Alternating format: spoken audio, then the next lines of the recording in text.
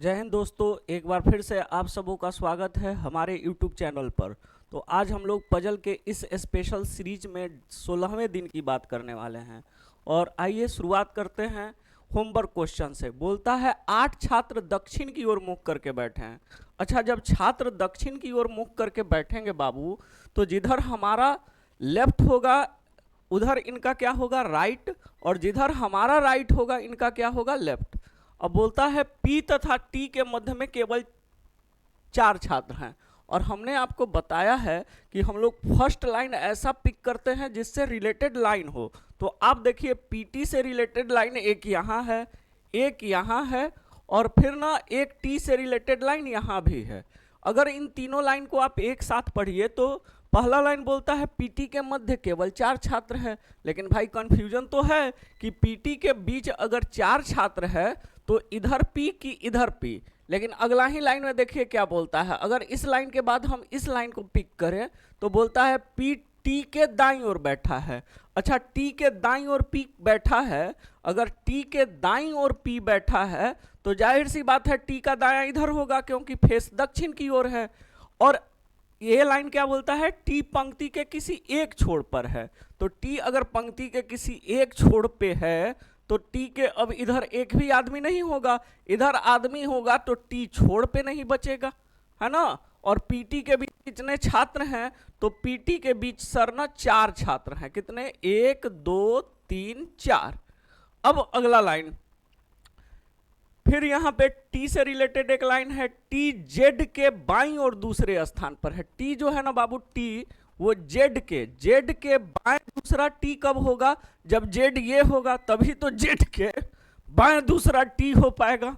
अच्छा, और ये जो Z है, Z अब यहाँ Z से रिलेटेड लाइन है। Z S के बाईं ओर चौथा है।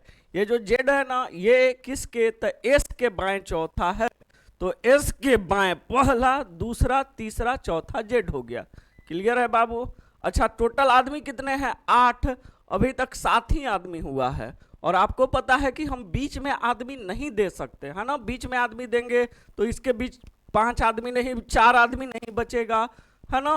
तो हम जब भी आदमी देंगे तो या तो इस छोर पे या इस छोर पे। सर इधर आदमी हो नहीं सकता क्योंकि T लास्ट इंड पे है, तो आदमी यहीं पे होगा। ठीक है। अब बोलता है कि RQ का पड़ोसी है, तो पड़ोसी के लिए 2 लगातार सीट खाली होना चाहिए, और 2 लगातार सीट तो यहीं खाली है। लेकिन RQ से रिलेटेड ज्यादा लाइन नहीं है, तो ये तो तय है कि RQ यहीं आना है। लेकिन पहले R होगा कि बाद में Q, या पहले Q होगा कि बाद में R, ये बता पाना मुश्किल है क्योंकि उसके लिए लाइन नहीं है।